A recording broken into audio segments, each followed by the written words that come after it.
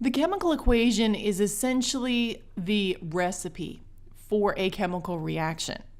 So if I take a step back and I look at a recipe, so one lunch would be 1 sandwich, 6 cookies, and 2 drinks. So that's what would comprise one lunch. And I know that we have these relationships. So one lunch means I have 1 sandwich.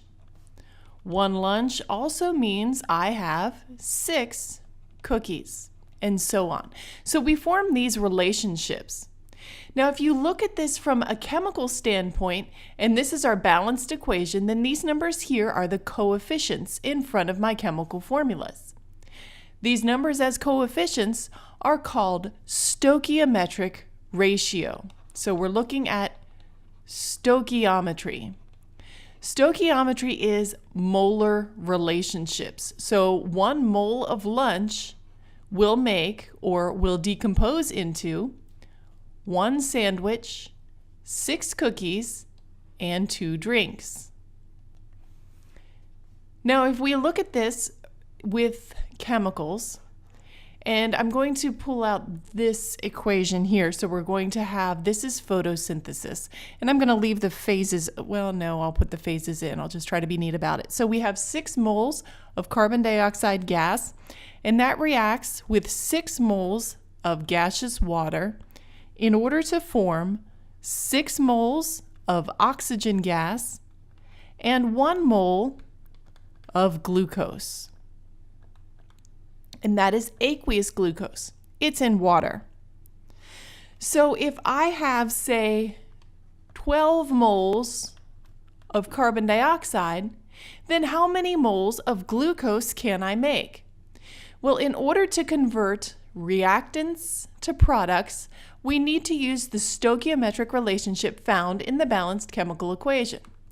So I need moles of carbon dioxide, and I need those moles of carbon dioxide to be in the denominator. They're in the denominator because moles of carbon dioxide will need to cancel with moles of carbon dioxide. I'm going to then convert that into moles of my product. In this case, I'm converting to moles of glucose. Now, the number stays with the compound. So here, my yellow number is 6. I have 6 moles of carbon dioxide because that was found in the balanced chemical equation. And I have 1 mole of glucose. Remember, the absence of a number in a balanced chemical equation is a 1, not a 0. So to do this arithmetic then, I multiply across the top, so 12 times 1 divided by the product of the bottom, the denominator, which is 6, and I would get 2 moles of glucose would be made. Now, if I use a different chemical reaction, so something like magnesium hydroxide, and that'll be aqueous, reacts with hydrochloric acid, also aqueous, in order to form water, and that's a liquid, and magnesium chloride. Now this magnesium chloride is also aqueous. So when we have an equation, a chemical equation, the first thing we need to do is balance it. So you could write out all of your atoms, or you could balance it by inspection. That means by looking at it. So I'm going to do this one by inspection because I think you've seen the written out version enough. So I'm going to start with my chlorine because it's doubled over here on the product side. So I'm going to put a 2 here to double my chlorine. Now that changes my hydrogen. Now I have 4 hydrogen on the reactant side. I have 2 here, and now I have 2 here. So I have a total of 4, but I only have 2 on the product side. So I put a 2 in front of my water, and that changes my oxygen. Now I have 2 oxygen on the product side, but I also have 2 oxygen on the reactant side. So now I have a balanced equation. So now if we say start with 0.045 moles of my magnesium hydroxide, then how many moles of water will I produce? Well, I'm going to set this up, and I need something that will convert my moles of magnesium hydroxide into moles of water. So using the stoichiometric coefficients found in the balanced chemical equation, I need these numbers here. The moles of magnesium hydroxide is the coefficient on the balanced chemical equation in front of magnesium hydroxide. The moles of water are found with the coefficient on the balanced chemical equation in front of water. So in order to do this arithmetic, I take my 0.045, multiply it by 2. I would be dividing it by 1 then, and you can see the units. My moles of magnesium hydroxide cancel with moles of magnesium hydroxide, and I'm left with 0.090 moles of water. Now double check your significant figures. My measured quantity here has 2 significant digits. My answer also has 2 significant digits. So that's converting moles to moles. What if we start with molarity and volume? So let's use this same equation since it's already balanced. And let's start with a volume of a known amount of compound. So if we have 150, makes that 0 significant. So I have 3 significant figures here. So 150 milliliters of 0.500 capital M molar magnesium hydroxide. How many moles of water can I produce with this? Now we are assuming that there's excess of the other reactant at this point. So that's something to keep in mind moving forward. We're assuming excess of everything else and everything is going to work out perfectly. So I'm going to start with my volume. Now I'm going to convert that into liters. So I have 0.150 liters of magnesium hydroxide. And I'm going to convert that into moles of magnesium hydroxide by using the definition of molarity.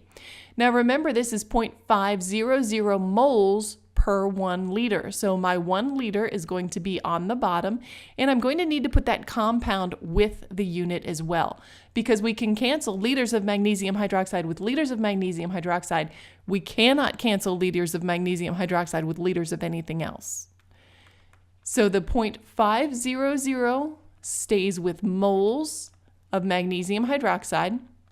And remember, the question was, how many moles of water are we going to produce? So now I need to convert my moles of magnesium hydroxide into moles of water.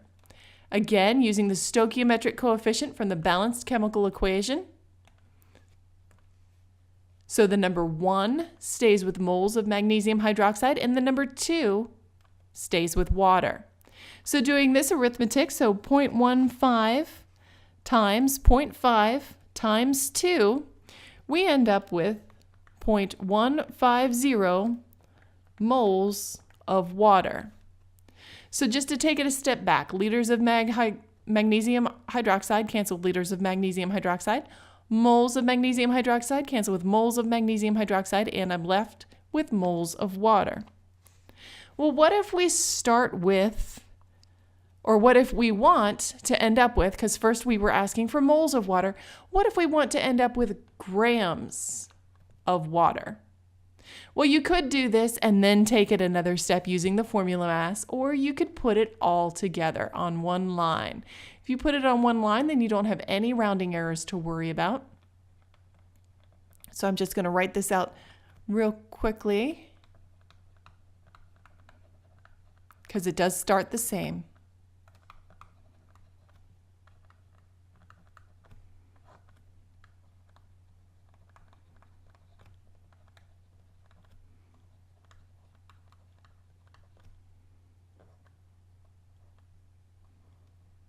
So now what I'm going to add is the formula mass of water. So 1 mole of water has a mass of 18.02 grams of water. So now when I do this arithmetic, I get 2.70 grams of water. So you can start with volume and molarity and end with either moles or grams. We can also start with grams of reactant. So what if I start with 23.4 grams of magnesium hydroxide? How many grams of water can I produce? Well, now we still start with what we're given. This time we're given a gram mass. So 23.4 grams of magnesium hydroxide. 99% of the time in my class, when you see grams, you will need to convert it into moles. And I will specifically point out when you do not need to. But for the time being, when you see grams, you'll need moles. So you need to convert those grams of magnesium hydroxide into moles of magnesium hydroxide. And you'll do that by finding the formula mass. Remember, to find the formula mass, you look up the atomic mass for each of the atoms in your chemical compound, multiply those masses by the subscripts, the appropriate subscripts, and add them all together. And you find that, again, on the periodic table. Now I need to convert my moles of magnesium hydroxide into moles of water. Now this is where those stoichiometric coefficients come in. The stoichiometric coefficients are the coefficients of the balanced chemical equation. Stoichiometry is a mole ratio.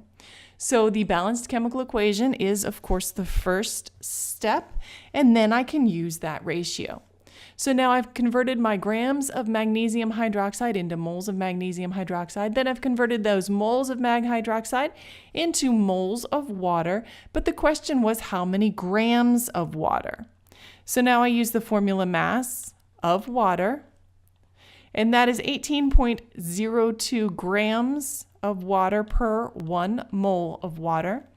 I do that arithmetic, which is multiplying the numerators, 23 times 4 times 1 times 2 times 18.02, and dividing it by the product of the denominator, which in this case is just 58.32. And I get 14.4, and then I have a 6, another 6. Now, look at your significant digits. Our only measured quantity here has 3 sig figs because there are 3 sig figs there. There should be 3 sig figs in my product. So I would report that as 14.5 grams of water. So we can take moles of reactant and convert to moles of product. You can similarly take moles of product and figure out how much reactant you need. You can take a volume and molarity, a concentration of a reactant, and find out how much product you would make. You can start with grams to find out how much product you would make. Now, if you are given the starting mass of each of your reactants, then you have to find out which is the limiting reactant. So let's go back to our lunch example. If we have one lunch that is 1 sandwich plus 6 cookies plus 2 drinks, I need to find out how many total lunches I can make when I have 8 sandwiches, I have 18 cookies, and I have 24 drinks. So how many total lunches can I make? Well, if I have 8 sandwiches, but then I had an excess of everything else, I could make a maximum number of lunches. I could make 8. And I think that's fairly easy to see with this kind of an example. If I need 6 cookies for every 1 lunch, but I have 18 cookies, then I can make a maximum of 3 total lunches. If I have 24 drinks, I can make a maximum of 12 total lunches. So in this case, because my cookies will keep the total number of lunches made down to 3, cookies are my limiting reactant. So the calculation for this would be what we're given. I have 18 cookies, and then I use my relationship. 1 lunch is 6 cookies.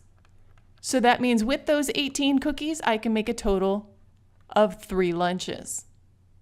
Similarly, I can do that same kind of a relationship, that same kind of a calculation with the 8 sandwiches.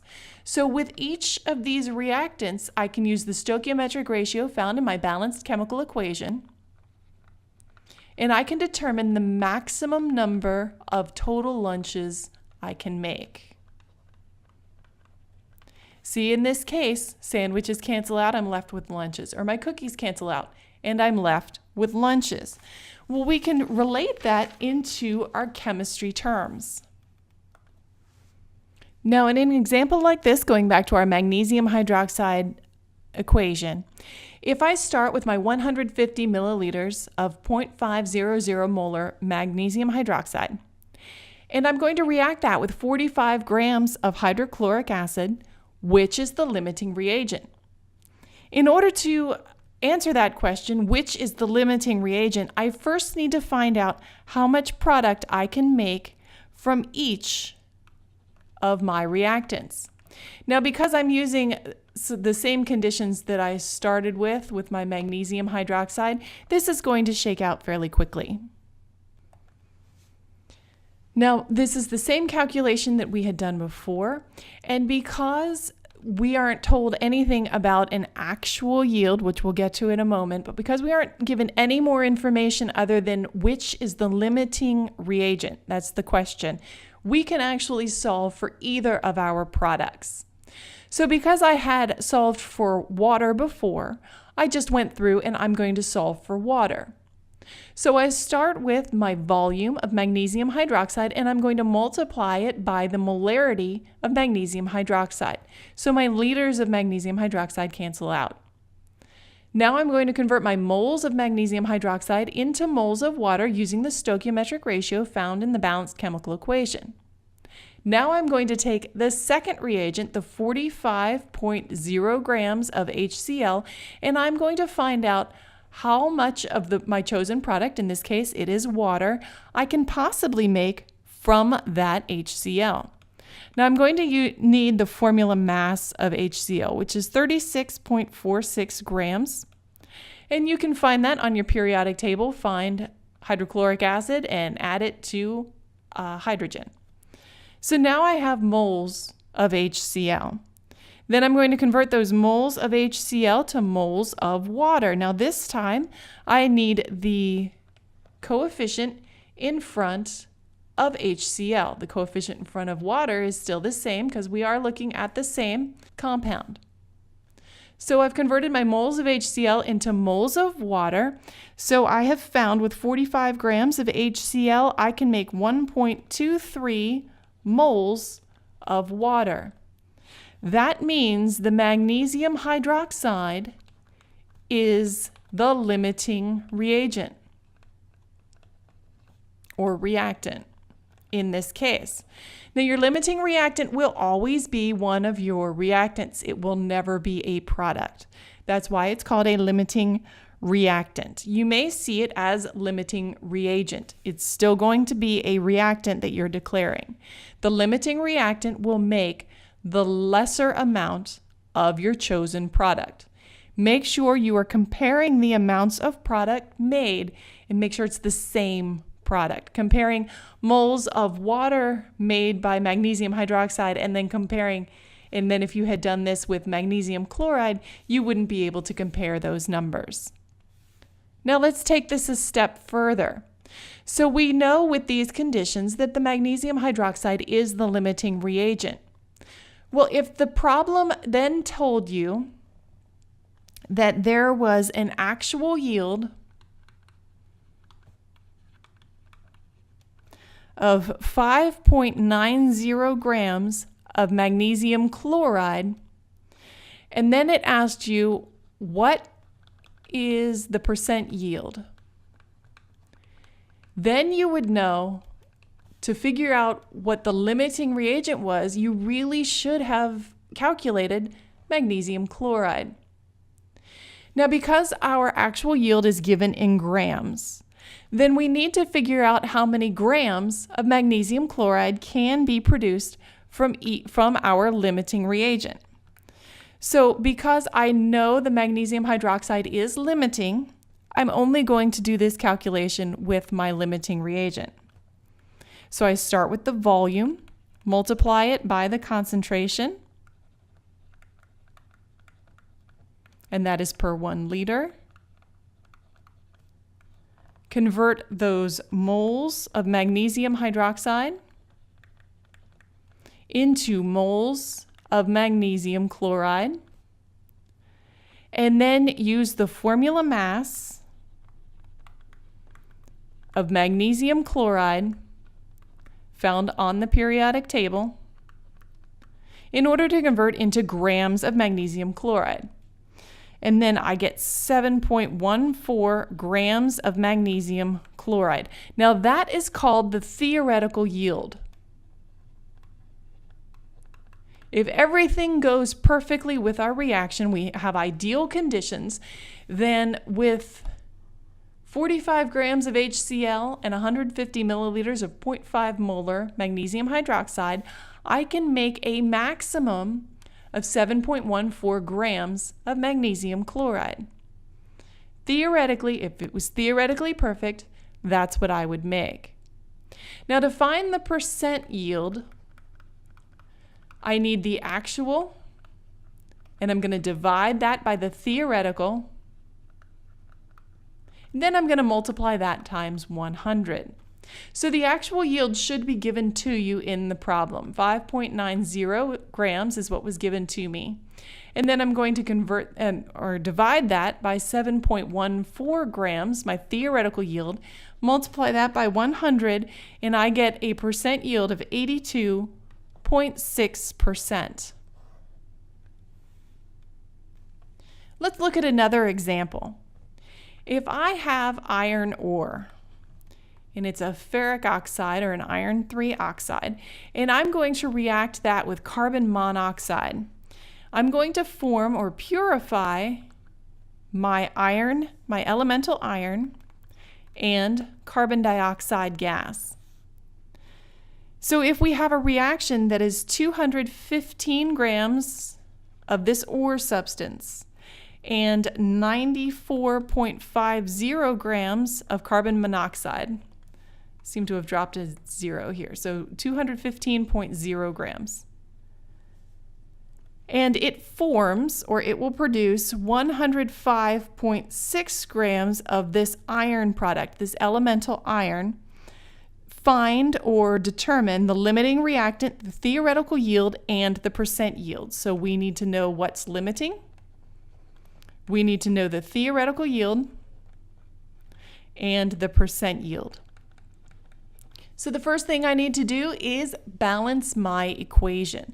I'm going to do this by inspection, and I'm going to start with oxygen because I have 4 oxygen on the reactant side and only 2 on the product side.